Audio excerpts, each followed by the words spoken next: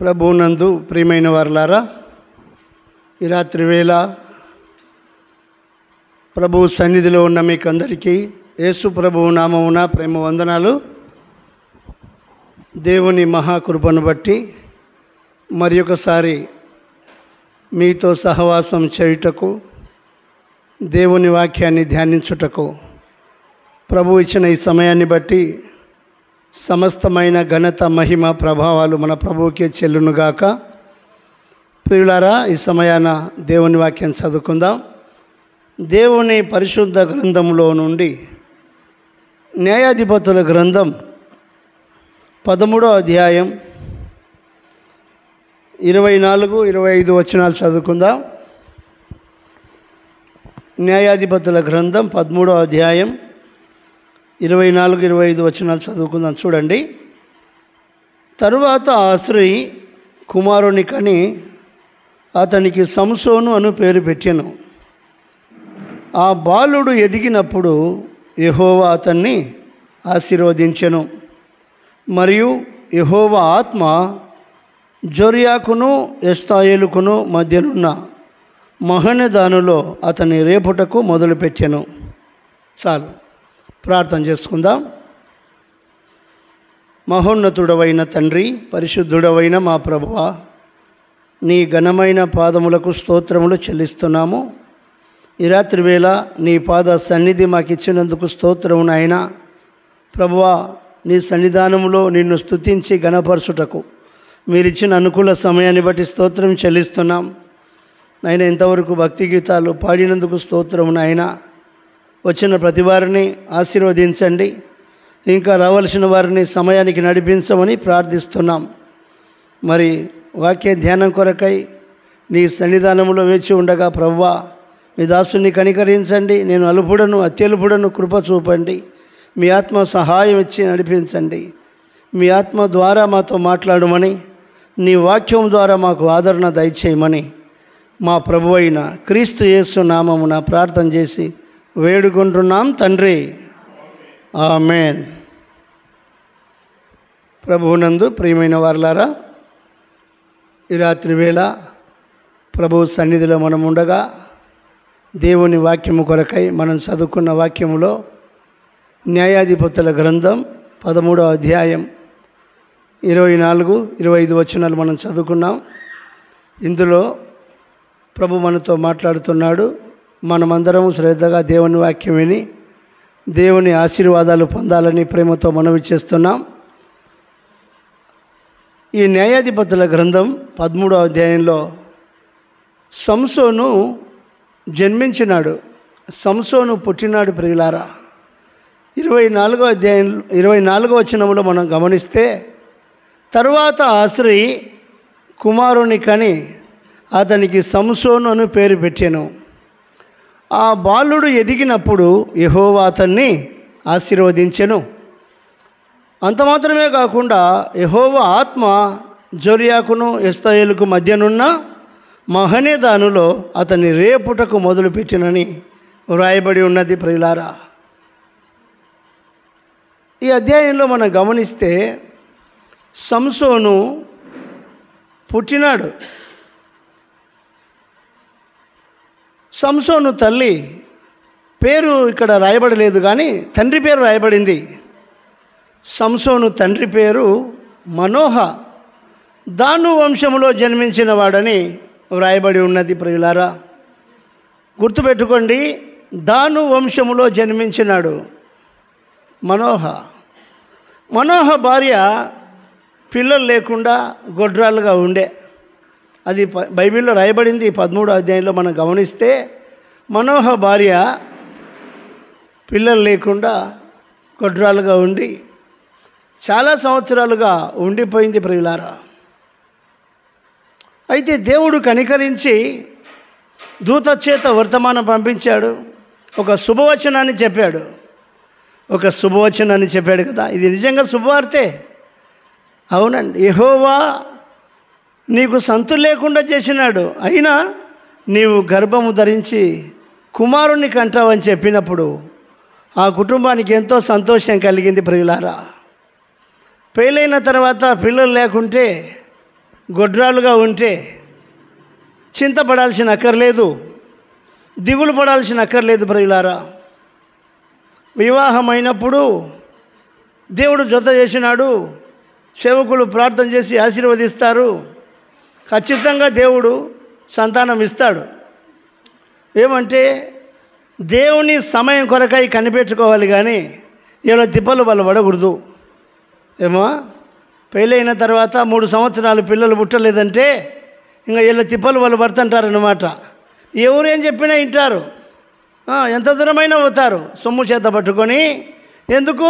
పిల్లలు పుట్టలేదని, సంతానం కలగాలని ఖర్చు పెట్టుకొని దూర ప్రయాణం చేసి ఎవరేం చెప్పిందో చేస్తుంటారన్నమాట. ఆశ, గర్భము ధరించి కుమారుని కనాలని, తల్లిని కావాలని అపేక్ష ఉంటుంది కనుక ఎవరెన్ని చెప్పినా చేస్తుంటారన్నమాట. అయితే దేవుని పిల్లలు అట్లా చేయకూడదు. దేవుని పిల్లలు దేవుని సమయం కొరకే కనిపెట్టుకొని ఉండాలి. లోకంలో కొన్ని పద్ధతులు ఉన్నాయి. పిల్లలు పుట్టలేదని చెప్పి వీళ్ళ తిప్పలు వాళ్ళు పడుతుంటారు. ఏమో చెట్లకు సిరియలు చుట్టడము, పిల్లలు పుట్టలేదని, సంతానం కలుగుతారని చెట్లకు సిరియలు చుడుతున్నారు, కొమ్మలకు గాజులు తొడుగుతున్నారు. అంత మాత్రమే కాదు, చెట్టు చుట్టూ తిరుగుతున్నారు. చూడండి, ఇవన్నీ లోకములో ఉన్నాయి. ఒక్కొమ్మ తెల్లవారుజామున 5 గంటలకే పోయి 5 గంటలకే తల మీద టవల్ కప్పుకొని జమ్మి చెట్టు చుట్టూ నీళ్ళు పోతుందట. ఎందుకు వీళ్ళు దినాం పోతున్నారని చూచే, దేని కొరకంట?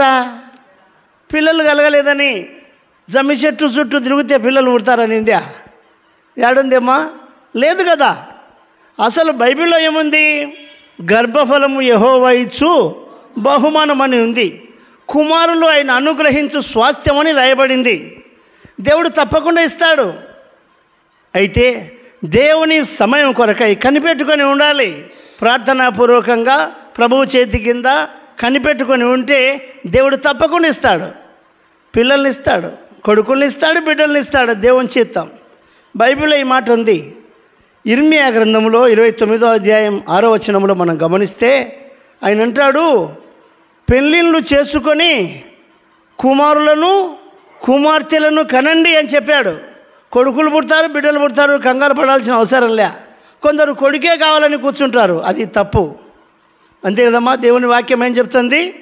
పెళ్ళిళ్ళు చేసుకోవాలి, కుమారులను కుమార్తెలను కనాలని బైబిల్లో రాయబడింది. వాళ్ళ కూడా పిల్లలు కనేటట్టు వాళ్ళ కూడా పెళ్లి చేయాలని ఉంది. బైబిల్లో ఇలాగూ రాయబడింది ప్రియులారా.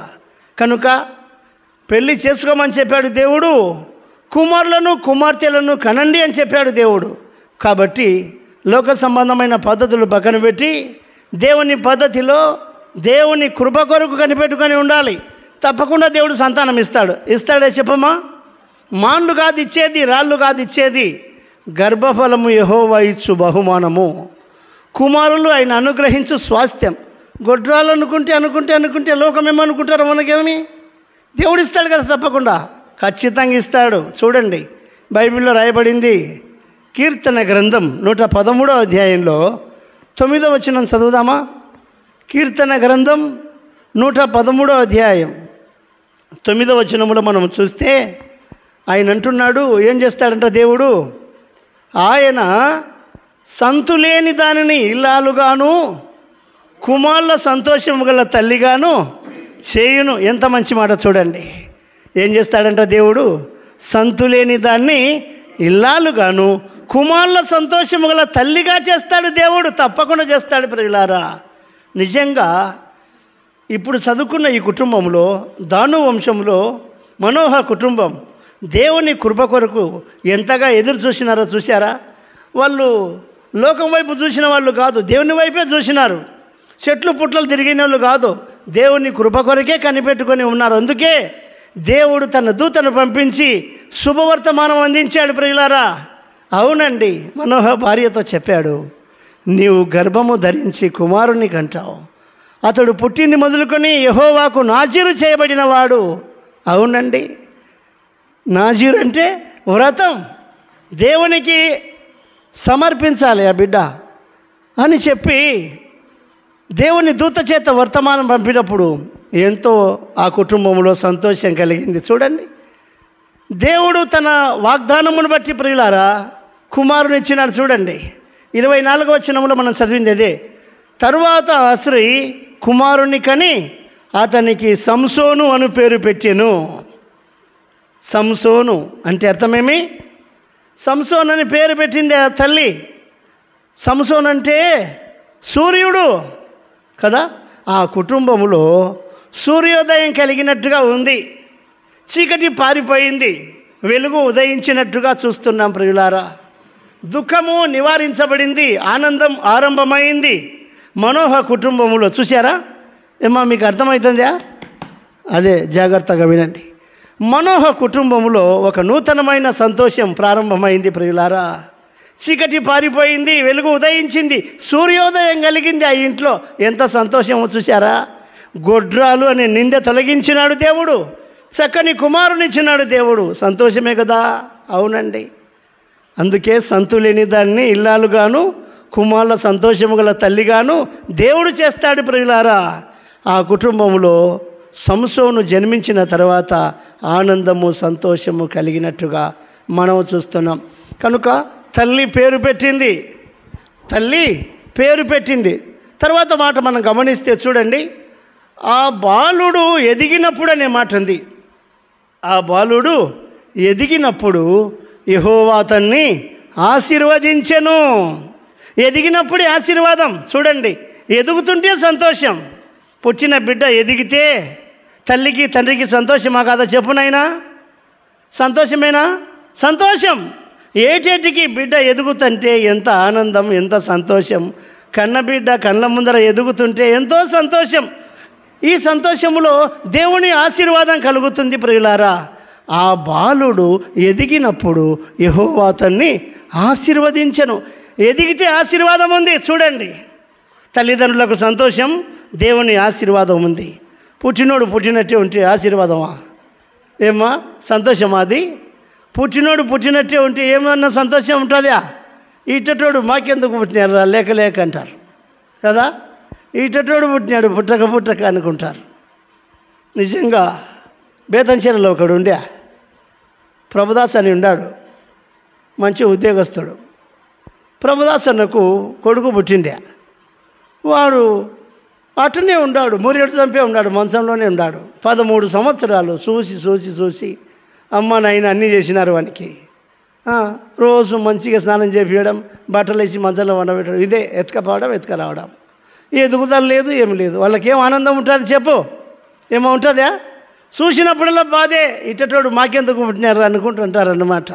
పుట్టినోడు పుట్టినట్టే ఉంటే సంతోషం ఉండదు, కళ్ళ ముందర ఎదుగుతుంటేనే సంతోషం. వాడు బేతంచెర్లలో ప్రభుదాస్ అన్న కొడుకు మేము మంచంలో చూసినాం. 13 ఏళ్ళు బతికినాడు, ఆ తర్వాత చనిపోయినాడు. ఇప్పుడు 2 అమ్మాయిలు పుట్టినారు, కాలేజీకి వచ్చన్నారు. ఎంత సంతోషం ఏమా! కాలేజీకి పోతున్నారు ఇప్పుడు ఆడపిల్లలు 2. అయినా మంచిగా ఎంత చక్కగా ఎదిగినారో చూడండి, ఎంత ఆనందం. వాడు మంచంలోనే ఇప్పుడు ఎంత సంతోషం ఉంటుందా? ఉండదు. ఈ ఆడపిల్లలైనా చక్కగా ఎదుగుతున్నారు, బడికి వచ్చన్నారు, కాలేజీకి వచ్చన్నారు. ఎంత సంతోషమో చూడండి. కాబట్టి ఎదిగితే కన్నవారికి సంతోషం, ఎదిగితే దేవుడు ఆశీర్వదిస్తాడు ప్రియులారా. ఆ బాలుడు ఎదిగినప్పుడు యెహోవా అతన్ని ఆశీర్వదించెను అని రాయబడింది. అంత మాత్రమే కాదు, మరియు యెహోవా ఆత్మ జొర్యాకును ఎస్తాయేలుకు మధ్యనున్న మహనదానిలో అతన్ని రేపుటకు మొదలుపెట్టెను అని రాయబడింది. దేవుని ఆత్మ చేత రేపబడినవాడు, దేవుని ఆత్మను పొందినవాడు ప్రియులారా. సంసోను దాను వంశములో పుట్టినాడు. పుట్టిన తర్వాత ఎదిగినాడు, దేవుని ఆశీర్వాదం పొందినాడు. ఎంతగా ఎదిగినాడంటే ఇశ్రాయేలీయులకు 20 సంవత్సరాలు న్యాయాధిపతి అయినాడు ప్రియులారా. ఎంతగా ఎదిగినాడమ్మా? ఎదిగినాడా లేదా చెప్పు? ఇశ్రాయేలీయులకు 20 సంవత్సరాలు న్యాయాధిపతిగా ఉన్నాడని బైబిల్లో రాయబడింది ప్రియులారా. చూశారా? చక్కగా ఎదిగినాడు, దేవుని ఆత్మను పొందినవాడు. ఎంతగా ఎదిగినాడంటే ప్రియులారా గమనించండి, 300 నక్కలను పట్టుకున్నాడంట. ఒక దినమే, రోజొకటి కాదు. ఎట్టా? రోజొకటి కాదమ్మా, రోజొకటి కాదు, ఒక్క దినమే దేవుని ఆత్మ సహాయం ద్వారా 300 నక్కలను పట్టుకున్నాడు సంసోను. ఎంతగా ఎదిగినాడు చూడండి.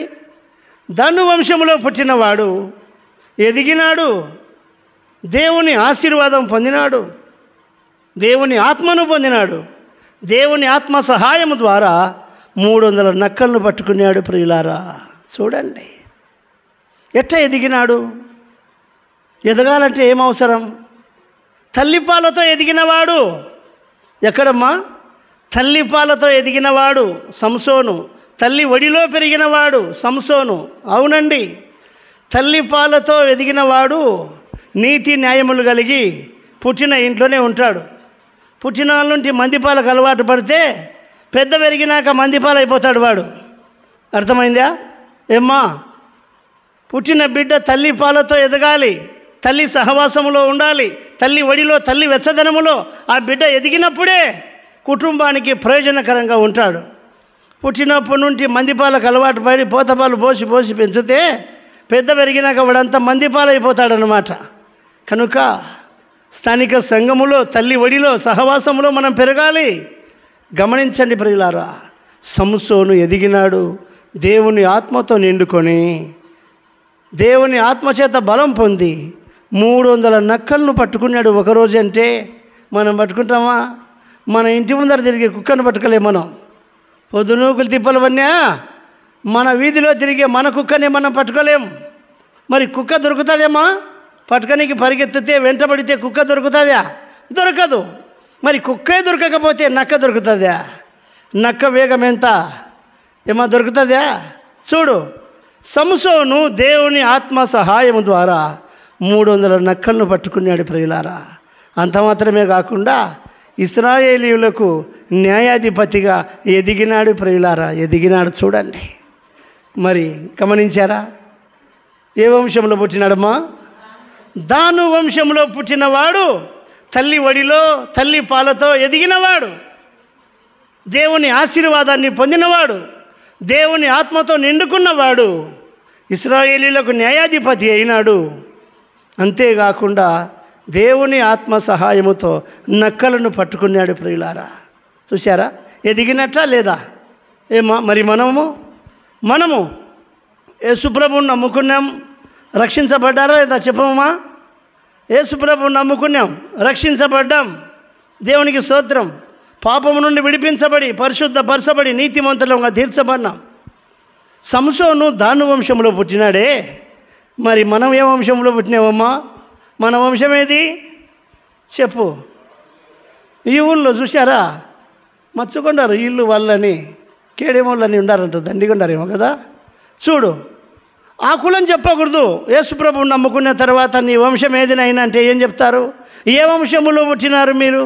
మన వంశం పేరు ఏం పేరు?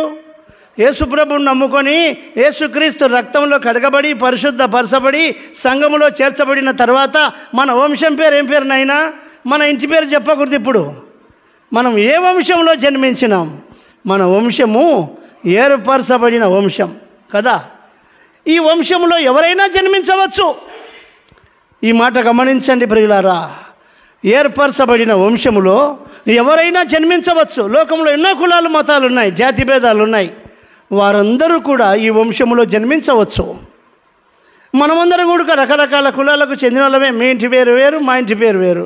అయితే ఇప్పుడు యేసుప్రభువుని నమ్ముకున్న తర్వాత మనదంతా ఒక వంశమే, ఒక రక్తమే. వింటున్నారు ఈ మాట? అవును ప్రియులారా, మనది ఏర్పరచబడిన వంశంలో జన్మించినాం.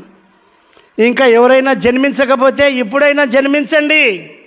ఏర్పరచబడిన వంశంలోకి రావాలి. మా కులము గొప్ప, మా వంశము గొప్ప అనుకుంటే అవి ఈ లోకం మట్టుకే. అవన్నీ మానుకొని యేసుప్రభువుని నమ్ముకొని రక్షించబడితే, జీవము గల దేవుని సంఘంలో చేర్చబడితే ఏర్పరచబడిన వంశంలో మీరుంటారు. మీ కులము రక్షించదు, నీ మతము రక్షించదు, నీ జాతి నిన్ను రక్షించలేదు. అది ఎంత గొప్పదైనా సరే యేసుక్రీస్తు ప్రభువే నిన్ను రక్షించే దేవుడు, నిన్ను విమోచించే దేవుడు, నీ కొరకు ప్రాణం పెట్టిన దేవుడు 2 చేతులు చాపి పిలుస్తున్నాడు. ఈ రాత్రి ఈ వంశంలో జన్మించినట్టయితే నీవు ధన్యుడవైతావు, భాగ్యవంతుడవైతావు, పరలోకములో ఉంటావు నీవు. ఇప్పుడైనా జన్మించండి ఏర్పరచబడిన వంశములో. అవునండి, ఎలా జన్మించాలి? ఈ వంశములో మనం జన్మించినాం. ఏమ్మా, సంసోను దాను వంశంలో పుట్టినాడు, గుర్తుపెట్టుకోండి. మరి మనము ఏర్పరచబడిన వంశంలో జన్మించినాం. ఇది క్రొత్త జన్మ. ఏర్పరచబడిన వంశంలో ఏ విధంగా జన్మించినాం? మనం ఎట్లా జన్మించినాం? మనకు తల్లి ఎవరు, తండ్రి ఎవరు? విన్నారు ఈ మాట? ఏర్పరచబడిన వంశంలో ఏ విధంగా మనం జన్మించినామంటే బైబిల్లో ఈ మాట రాయబడింది కదా. పౌలు రాసినాడు కొరింథీ పత్రికలో 4వ అధ్యాయంలో 16వ వచనం మనం గమనిస్తే ప్రియులారా, ఆయన అంటాడు, క్రీస్తు యేసునందు సువార్త ద్వారా నేను మిమ్మును కంటిని కనుక మీరు నన్ను పోలి నడుచుకొనుడి అన్నాడు పౌలు. ఎట్లా జన్మించినాం? యేసుక్రీస్తు సువార్త ద్వారా ఏర్పరచబడిన వంశంలో మనం జన్మించినాం ప్రియులారా. ఎంత ధన్యులమో, ఎంత భాగ్యవంతులమో చూశారా? యేసుక్రీస్తు సువార్త ద్వారా ఏర్పరచబడిన వంశంలో మనము జన్మించినాము ప్రియులారా. చూడండి, ఇది గొప్ప వంశం, లోకములోనే గొప్ప వంశం ఇది. అవునండి, ఈ వంశములో సువార్త ద్వారా మనము జన్మించినాం. అవునండి, ఎవరికి జన్మించినామో, ఎవరు మనకు సువార్త ప్రకటించినారో, ఎవరు ప్రభులోకి నడిపించినారో అది మీకు తెలియాలి, అది మీ మనస్సాక్షికి తెలియాలి. అర్థమవుతుందా? అందుకే పౌలు సువార్త ద్వారా నేను మిమ్మును కంటిని కనుక మీరు నన్ను పోలి నడుచుకోండి అన్నాడు. కనుక కన్నవాడే తండ్రి, కనిపించిన వాడంతా తండ్రి కాదు. అంతేనా? పైన 15వ వచనంలో ఒక మాట ఉంది, చూశారు ఈ మాట? ఏముంది? క్రీస్తునందు మీకు ఉపదేశకులు 10,000 మంది ఉన్నను తండ్రులు అనేకులు లేరు. చూశారా? తండ్రులు అనేకులు లేరు. ఉపదేశకులు 10,000 మంది ఉండొచ్చు కానీ తండ్రులు అనేకులు లేరు. సంచి తగిలించుకునేటల్లా తండ్రేనా? ఆలోచించారు ఈ మాట? కాదు కాదు, కనిపించిన వాడంతా తండ్రి కాదు, కన్నవాడే తండ్రి. ఏమో అర్థమైందా ఈ మాట? సంచులు తగిలించుకొని 1000 మంది కనపడుతున్నారు ప్రపంచంలో, వాళ్ళందరూ తండ్రులు కాదు, ఉపదేశకులు, వాక్యోపదేశకులు ఉండొచ్చు కానీ కన్నవాడే తండ్రి. అవునండి, ఇది గమనించాలి. మనం మన కొరకు ప్రయాసపడి, మన కొరకు ప్రార్థన చేసి, మనకు సువార్త ప్రకటించి మనల్ని ప్రభులోకి తెచ్చినవాడు మనకు తండ్రి. ఎవరైనా ఒకసారైనా గుర్తుందేమ్మా? ఒక్కసారైనా జ్ఞాపకం చేసుకుంటున్నారా? మీరు నన్ను పోలి నడుచుకోండి.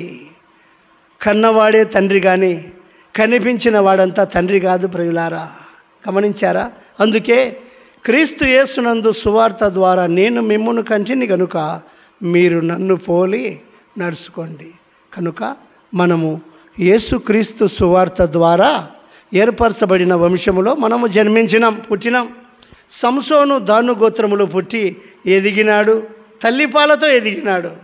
మనం కూడా ఎట్లా ఎదగాలమ్మా? పుట్టినాం, ఎట్లా ఎదుగుతున్నాం?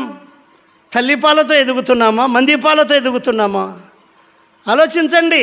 తల్లిపాలతో ఎదిగినవాడు తల్లి ఒడిలో ఉంటాడు, తల్లి సహవాసంలో ఉంటాడు.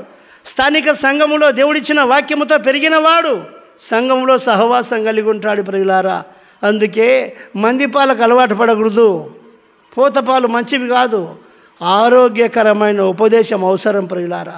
స్థానిక సంఘములో సహవాసం కలిగి దేవుడిచ్చిన వాక్యముతో మనం ఎదగాలనా లేదు చెప్పునైనా? బైబిల్లో ఉంది. పేతురుపత్రిక 2వ అధ్యాయంలో చెప్పాడు కదా, 3వ వచనంలో మనం చూస్తే అక్కడ రాయబడింది, నిర్మలమైన వాక్యమును పాల వలన రక్షణ విషయములు క్రొత్తగా జన్మించిన శిశువులను పోలిన వారై నిర్మలమైన వాక్యమును పాల వలన రక్షణ విషయములో ఎదుగు నిమిత్తము అవి తల్లి పాలంటే వాక్యం అనే పాలను అపేక్షించాలి. రక్షణ విషయంలో ఎదగాలి. మనం క్రొత్తగా జన్మించినాం, యేసుప్రభుని నమ్ముకున్నాం, సంఘములో చేర్చబడినాం. అయితే ఎదగాలి. మనము తల్లి పాలతో ఎదగాలంటే స్థానిక సంఘంలో ఉండాలి. ఇది మనకు తల్లితో సమానం ప్రియులారా. తల్లి పాలతో ఎదగాలి. దేవుని వాక్యం అనే పాలు మనము త్రాగి ఎదగాలి. మనము రక్షణ విషయంలో ఎదుగు నిమిత్తము ఆ పాలను అపేక్షించుడి. ఎదుగుతున్నామా? ఎదిగినప్పుడే ఆశీర్వాదం. సంసోను ఎదిగినప్పుడు దేవుడు ఆశీర్వదించినాడు. అవునండి, ఎంతగా ఎదిగినాడో చూశారా? విన్నారా ఈ మాట? న్యాయాధిపతి అయ్యేంత వరకు ఎదిగినాడు. దేవుని ఆత్మ సహాయం ద్వారా 300 నక్కలను పట్టుకున్నాడు. మనము ఎంతవరకు ఎదిగినామో మనమే తెలాలి. మరి నక్క ఏదో కుక్క ఏదో మనకు తెలడంలే. కుక్క ఏదో నక్క ఏదో మనకు తెలియదు, మనం పట్టుకోలేం. అంటే మనం ఎదుగుతున్నట్టా లేదా చెప్పమ్మా? ఎదుగుతున్నామా? దేవుని వాక్యంలో ఎదిగితే కుక్కను పట్టుకుంటాం, నక్కను పట్టుకుంటాం. మనకు కుక్క అంటే ఎట్టుంటుందో తెలియదు, నక్క అంటే ఎట్టుంటుందో తెలియదు, పట్టుకోలేకపోతున్నాం. కారణం ఎదుగుదల లేదు. రక్షణలో మనం ఎదగాలి ప్రియులారా. మనం కూడా దేవుని సంఘములో సహవాసం కలిగి వాక్యమనే పాలతో ఎదగాలి. ఎంతగా ఎదగాలంటే దేవుని కొరకు ఉపయోగపడేంతగా ఎదగాలి. నక్కలను పట్టుకునేటట్టు ఎదగాలి మనం. ఏమ్మా, దేవుని ఆత్మ సహాయం ద్వారానే పట్టుకోవాలి మనం. సంసోను అంతే కదా, దేవుని ఆత్మ ద్వారానే 300 నక్కలను పట్టుకున్నాడు. మరి మనమే నక్కలను పట్టుకోవాలి. బైబిల్లో ఇది ఉంది కదా, గుంట నక్కలు ఉన్నాయని. పరమగీతములో రాశాడు, 2వ అధ్యాయం 15వ వచనం చెప్పాడు చూడండి. పరమగీతము 2వ అధ్యాయంలో మన ద్రాక్ష తోటలు పూత పట్టి ఉన్నవి, ద్రాక్ష తోటలను చెరుపు నక్కలను పట్టుకోండి, సహాయము చేసి. ఈ స్థాయికి ఎదగాల మనం. పట్టుకుంటున్నామా గుంట నక్కలను? ఏమో, మన ద్రాక్ష తోటలు పూత పట్టి ఉన్నాయి, చెరిపే నక్కలు ఉన్నాయి, గుంట నక్కలు ఉన్నాయి. పట్టుకుంటున్నామా? ఆ స్థాయికి మనం ఎదగాలి ప్రియులారా. ఎదుగుతున్నామా? చూడండి, ఎదిగితే ధన్యులమవుతాం, ఎదిగితే ఆశీర్వదించబడతామని దేవుని వాక్యములో చూస్తున్నాం ప్రియులారా. చూడండి, అవును, సంసోను దాను వంశములో పుట్టి ఎదిగినాడు, దేవుని ఆశీర్వాదం పొందినాడు, న్యాయాధిపతి అయినాడు ప్రియులారా. ఎంతగా ఎదిగినాడో మనం చూస్తున్నాం. తర్వాత మనం గమనిస్తే ఇంతగా ఎదగాలి మనం. ఆరోగ్యకరమైన ఉపదేశము ద్వారా స్థానిక సంఘములో వాక్యముతో ఎదగాలని దేవుని వాక్యం మనకు నేర్పిస్తుంది ప్రియులారా. మరి సమూయేలు గ్రంథములో మనం గమనిస్తే మరొక మాట గమనించండి. సమూయేలు చూశారా? సమూయేలు తల్లి, ఈమె కొడుక సంతానం లేకనే బాధపడింది కదా. ఏం పేరునైనా ఈమె పేరు? హన్నా. ఈమె గొడ్రాలుగా ఉండి దుఃఖము, ఏడుపు, శ్రమ, బాధ అనుభవించింది ప్రియులారా. ఈమె కొడుక దేవుని సన్నిధిలో ప్రార్థన చేసింది, ప్రభువా ఒక మగబిడ్డనిస్తే నైనా నీ పని కొరకై నీ మందిరంలోనే వదిలిపెడతానని షిలోహు మందిరంలో ఆమె ప్రార్థన చేసింది. హృదయాన్ని కుమ్మరించింది దేవుని దగ్గర. హన్నా, దేవుడు ఆ ప్రార్థన ఆలకించినాడు. ఆమె దుఃఖాన్ని తీసివేసి చక్కని కుమారుని ఇచ్చినాడు దేవుడు. ఆ కుమారుని పేరు సమూయేలు. ప్రార్థన చేసి అడిగినాను కాబట్టి వీనికి సమూయేలుని పేరు పెట్టింది ఆ తల్లి. హన్నాకు దేవుడు నింద తొలగించినాడు, శ్రమ తీసేసినాడు ప్రియులారా. ఒక కొడుకుని ఇస్తానని ఒప్పుకున్నది కదా, ఆ బిడ్డను షిలోహు మందిరంలో వదిలిపెట్టింది. తర్వాత దేవుడు అన్యాయం చేసినాడనైనా చేయలేదు. ఇంకా 5 మంది పిల్లలు పుట్టినారు. ఎంత ఆనందం చూశారా? ఏమో, ఒక కొడుకునిస్తే ఆమెకు దేవుడు న్యాయం చేసినాడు, 5 మంది సంతానం ఇచ్చినాడు. ఈ సమూయేలు దేవుని మందిరములో ఉన్నాడు, షిలోహులో ఉన్నాడు. తల్లి పాలు మానిపించింది. ఈ సమూయేలు కూడా తల్లి పాలతోనే పెరిగినాడు ప్రియులారా. గమనించారా? ఈ సమూయేలు కూడా తల్లి పాలతోనే ఎదిగినాడు, తల్లి పాలతో పెరిగినాడు. ఇప్పుడు షిలోహు మందిరంలో ఉన్నాడు, ఎదుగుతున్నాడు. ఏమ్మా ఎదుగుతాడు చెప్పండి? మందిరంలో ఎదుగుతున్నాడు సమూయేలు. ఎంతగా ఎదిగినాడంటే వదిలిపెట్టింది బాలున్నే కదా. ఏమ్మా, బాలున్నే కదా, అర్థమవుతుందా? వదిలిపెట్టింది బాలుని తీసుకొని వచ్చినాడు. విడిచిపెట్టిపోయేటప్పుడు వెనకమడి పడినాడా? నేను ఉండను, నేను ఇంటికి వచ్చాను, నీ ఎమ్మడే వచ్చాను, నేను మా అమ్మకాన్నే ఉంటాను అన్నాడా? ఆ మాట ఎత్తనే లేదు. యెహోవాకు అక్కడనే మొరక్కెననింది. ఏమ్మా, వెనుదిరిగిన వాడు కాదు ప్రియులారా. కారణం తల్లి బోధ అటువంటిది. తల్లి పాలిచ్చి పెంచినప్పుడు నాయనా నేను యెహోవాకు మొక్కుకొని నిన్ను అడిగినాను నాయనా, దేవుడు నిన్ను నాకు దయచేసినాడు, అయితే నిన్ను దేవుని మందిరంలో వదిలిపెడతానని నేను మొక్కుబడి చేసుకున్నాను నాయనా. తల్లి పాలతో పెంచింది తల్లి, పాలు మానిపించిన తర్వాత శిలోహ మందిరంలో వదిలిపెడితే అక్కడనే యెహోవాకు మొక్కినాడు, యెహోవాకు పరిచర్య చేస్తున్నాడు. బాలుడైన సమూయేలు యెహోవా ఎదుట ఎదుగుతూ ఉన్నాడని రాయబడింది. ఎదుగుతున్నాడు. ఎంతగా ఎదిగినాడు గమనించారా? సమూయేలు మొదటి గ్రంథములో 3వ అధ్యాయం 19వ వచనం చదువుకుందాం, చూడండి. ఏమైనాడు? 3:19. సమూయేలు పెద్దవాడు కాగా యెహోవా అతనికి తోడై ఉన్నందున అతని మాటల్లో ఏది తప్పిపోలేదు. కాబట్టి సమూయేలు యెహోవాకు ప్రవక్తగా స్థిరపడినని దాను మొదలుకొని బేర్షెబా వరకు ఇశ్రాయేలీయులందరూ తెలుసుకున్నారు. సమూయేలు ఎంతటి వాడైనాడో చూడండి. బాలుడుగా ఉన్నప్పుడు మందిరంలో వదిలిపెడితే ఎదిగినాడు. ఎంతగా ఎదిగినాడు? యెహోవాకు ప్రవక్తగా స్థిరపడినాడు. ప్రియులారా, ఆశ్చర్యం. సమూయేలు పెద్దవాడు కాగా అన్నాడు. దేవుని మందిరములో దేవుని ఎదుట ఎదిగినవాడు పెద్దవాడైనాడు. తర్వాత సాక్ష్యం పొందినాడు. ప్రజలందరూ అనుకుంటున్నారంట, సమూయేలు తాను మొదలుకొని బేర్షెబా వరకు ఇశ్రాయేలు అందరూ ఏమనుకున్నారు? సమూయేలు యెహోవాకు ప్రవక్తగా స్థిరపడినాడని. ఎదిగినాడా లేదు చెప్పునైనా? ఎదిగినాడు. చూడండి, సంసోను ఎదిగినాడు తల్లిపాలతో, సమూయేలు ఎదిగినాడు తల్లిపాలతో, ప్రవక్త అయినాడు. ప్రియులారా, స్థిరపడినాడని చూస్తున్నాం. మరి మనము ఏర్పరచబడిన వంశములో జన్మించినాం. ఎదగాలి, మనము రక్షణ విషయంలో ఎదగాలి, ఆత్మీయతలో ఎదగాలి. ప్రియులారా, అంత మాత్రమే కాకుండా ఒక మాట చెప్పి ముగిస్తాను, చూడండి. ఎఫెసీ పత్రిక 4వ అధ్యాయంలో 15వ వచనం మనం చదువుకుందాం. ఎఫెసీ పత్రిక 4:15. ప్రేమ కలిగి సత్యము చెప్పుచు క్రీస్తు వలె ఉండుటకు. ఇట్ట ఎదగాలంట మనం, అన్ని విషయాల్లో ఎదిగే వారమై ఉండాలి.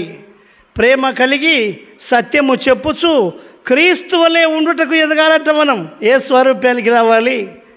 అవునండి, సమూయేలు ఎదిగిన వాడుగా చూస్తున్నాం, సంసోను ఎదిగినట్టు చూస్తున్నాం. మరి మనము క్రొత్త నిబంధనలో జీవముగల దేవుని సంఘములో ఏర్పరచబడిన వంశములో ఎలా ఎదగాలి? ప్రేమ కలిగి సత్యము చెప్పాలి. ఏం చెప్పాలంటమ్మా? సత్యమే చెప్పాలి. అవునండి, సత్యం చెప్పాలంటే అబద్ధం మానుకోవాలి కదా, అవునా కదా? చెప్పండి. ప్రేమ కలిగి సత్యము చెప్పుచు క్రీస్తు వలె ఉండుటకు మనము ఎదగాలి, అన్ని విషయాల్లో ఎదగాలి. ప్రియులారా, ప్రేమ ఉండాలి, సత్యము చెప్పాలి. సత్యం చెప్పేవారు ఉన్నారా? సత్యం చెప్పాలంటే అబద్ధం మానుకోవాలి. అది బైబిల్ చెప్పేది కదా.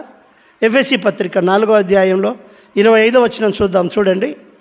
ఎఫెసీ పత్రిక 4:25లో చెప్పాడు, మనము ఒకరికొకరము అవయవాలమై ఉన్నాము గనుక మీరు అబద్ధమాడుట మాని ప్రతివాడు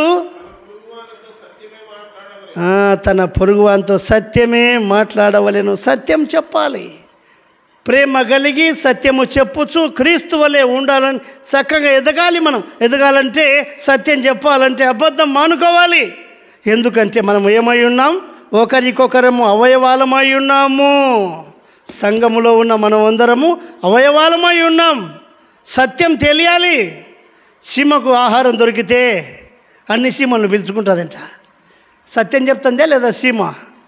మీకు దొరికితే చెప్తారమ్మా?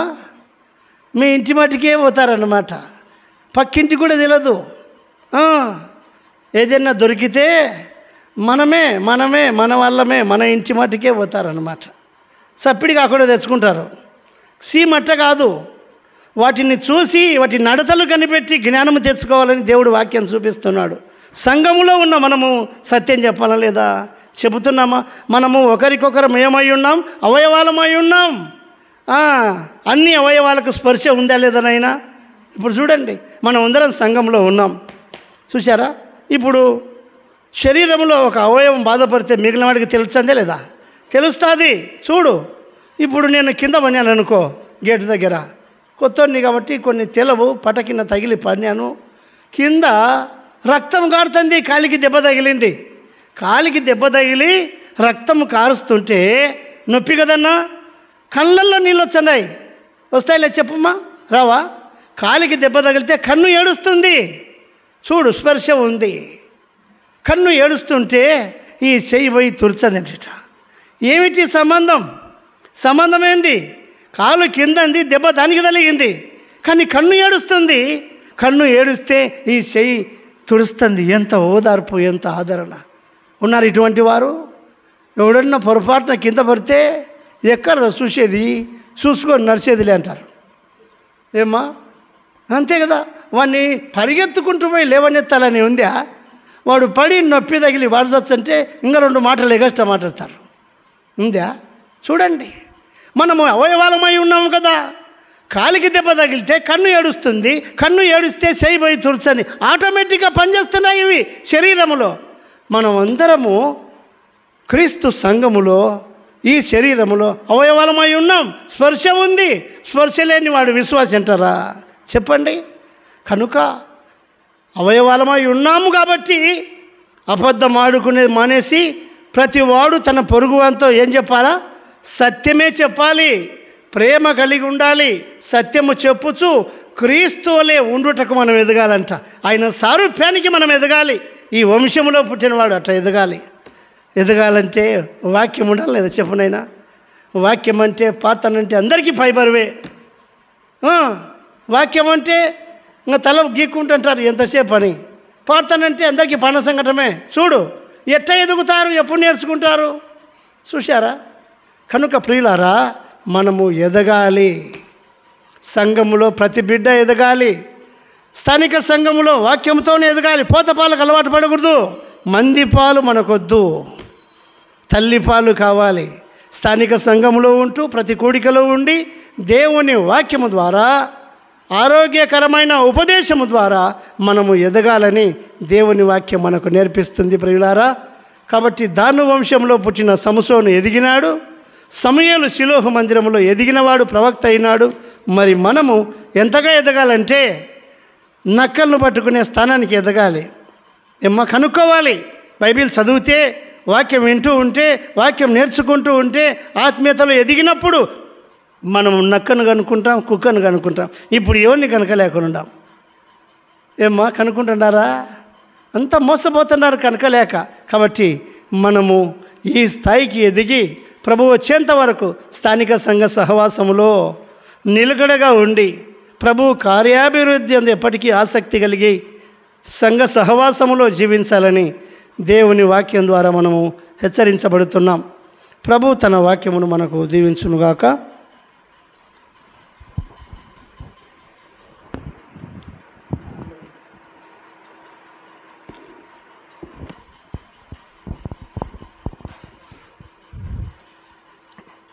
సంసోను గురించి ఆయన మరి దేవుడు ఎలాగూ రేపినాడో దైవ గ్రంథంలో రాయబడింది.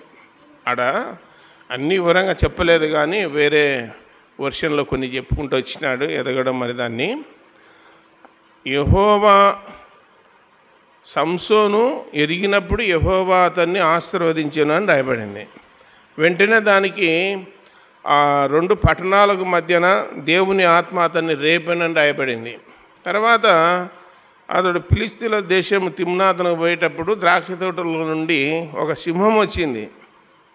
సింహం వచ్చిందే రాలేదా? మేకపిల్లను గెలిచినట్టు గెలిచినాడు. అక్కడ రాయబడిన మాట ఏంటంటే యెహోవా ఆత్మ అతన్ని రేపెను గనక సింహాన్ని కూడా ఏం చేసినాడు? సీల్ చేసినాడు. అంటే సింహము దేనికి గుర్తుందంటే మీ విరోధైన అపవాది గర్జించు సింహము తోటలో నుండి వచ్చింది గర్జించుకుంటా. మేకపిల్లను గెలిచినట్టు గెలిచినాడు. దావీదు గెలిచినాడు. సింహాన్ని చంపినాడా లేదా? కాబట్టి మనకు దేవుడు తోడుగా ఉండి మనల్ని ప్రేరేపించినప్పుడు, వాక్యము ద్వారా బలం పొందుకున్నప్పుడు దేన్నైనా మనము సాధించవచ్చు. వాక్యం లేకుండా ఏమీ చేయలేము. సంసోను చాలా చేసినాడు. 300 నక్కలను పట్టుకోవడమే కాదు, నక్క మామూలుగా నక్కకున్న జిత్తులో మారి నక్క అంటారు. జిత్తులో మారి నక్క. కొందరు మనుషులు నక్కలాగా ఉంటారు. నేను చదువుకునేటప్పుడు మన ఊర్లోనే గొల్లల పిల్లోడు ఉన్నాడు, వెంకటరాముడు అని ఉన్నాడు. ఏం చేస్తాడంటే నన్ను పట్టుకొని చూచామంటాడు. దొరికినట్టు దొరుకుతాడు, తప్పించుకొని పోతుంటాడు. 10వ తరగతి దాకా అదే పని చేస్తున్నాడు. సులువుగా తప్పించుకుంటాడు. మనిషి దగ్గర నిన్నట్టుంటాడు, తప్పించుకుంటుంటాడు. అంటే నక్కలాగా పరిగెత్తుతాడు, హుషారుగా పరిగెత్తుతాడు. ఎవరు పట్టుకోలేరు ఆ మనిషిని. కాబట్టి గ్రంథంలో చూస్తూ ఉన్నాము, సంసోను తర్వాత ఊరగవిని భుజం మీద పెట్టుకొని పోయినాడు. 2 రాతి సోగలను 2 భుజాల మీద పెట్టుకొని పోయి ఊరెళ్ళిపడ కుంటలు వేసి వచ్చినాడు. అంత బలాఢ్యుడు. ఆ బలం ఎక్కడి నుంచి వచ్చింది? దేవుని ద్వారానే. బలం ఇచ్చేది దేవుడే, శక్తి ఇచ్చేది దేవుడే, మనల్ని పెంచేది పెద్ద చేసేది కూడా దేవుడే, పెంచి గొప్పవారిని చేసేది కూడా దేవుడే. కాబట్టి ఆ సంసోను చరిత్ర చాలాసార్లు విన్నామా లేదా? కానీ ఈ లోకము భంగమైపోయేది 2 కారణాలు. 1 స్త్రీ, 2 సిరి. 1 డబ్బు, 2 స్త్రీ. ఈ రెండిటితో లోకం అంతమవుతుందని చెప్పి గ్రంథంలోనే రాయబడింది. సంసోను స్త్రీలోలుడైపోయి బలహీనుడైపోయి బలం పోగొట్టుకొని తర్వాత దేవుని పాదాలు పట్టుకొని బ్రతిమలాడినప్పుడు దేవుడు తిరిగి మళ్ళా బలాన్ని ఇచ్చినాడా లేదా? నువ్వు అడగడమే ఆలస్యం. ఆయన సిద్ధంగా ఉన్నాడు. అడుగురా, నోరు తెరుసురా, అడుగురా, నన్ను అడుగురా, నేను ఇవ్వనికి రెడీగా ఉన్నాను, సిద్ధంగా ఉన్నాను, అడుగు అంటున్నాడు.